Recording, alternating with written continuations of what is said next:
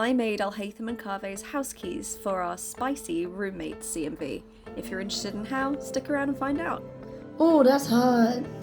Step 1 is sorting yourself out a pattern. Now I just printed out a key and the lion. You only need one key because, you know, the key shape is exactly the same and it doesn't really matter, you know, like what colour the pattern is. You can also draw these patterns yourself. I, however, am lazy and just printed it out. Is it lazy though, or is it just tactical? Now you're going to want to trace 2 keys and 2 of the lion things because one is going to be the inner bit of the lion key that just sticks up. You can use any material you choose. EVA foam is probably the easiest, most accessible. I am using Sintra because I have no EVA foam in the house. And then you just cut it out. If you're using foam, I recommend using 5mm. To be fair, no matter what you're using, I'd say probably stick to about 5mm. It's a good width to have. As you can see, I then glued the extra risen details together for the lion head keychain. It's really like messily done, but we're just gonna sand it and fix it all up, so don't worry about that.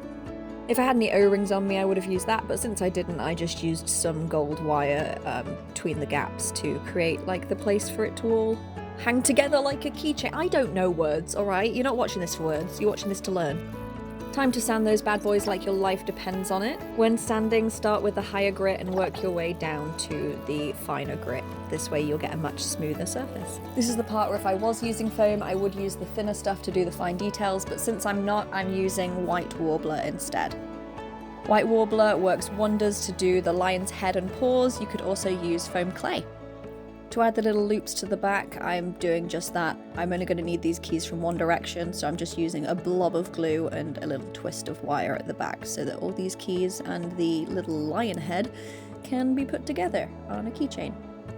If you were wise, you'd sand it more, but I am lazy, so I'm just going to paint it as it is. And you know what? You know how to paint. You just paint, you know. If you're using foam, however, make sure you heat seal it and then add a primer on before you do the paint, otherwise the foam will just, it'll like suck up all that paint and you won't get a nice finish. What you see me doing here is weathering. I'm just darkening shadowy areas and highlighting others. But yeah, that's pretty much it. That's how I made my keys.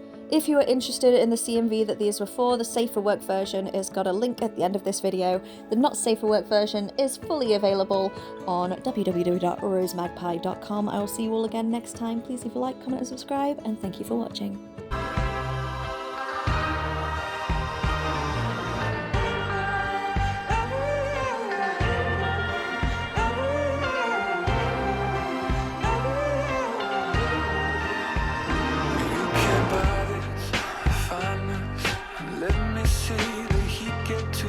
Let me watch the dressing start to peel.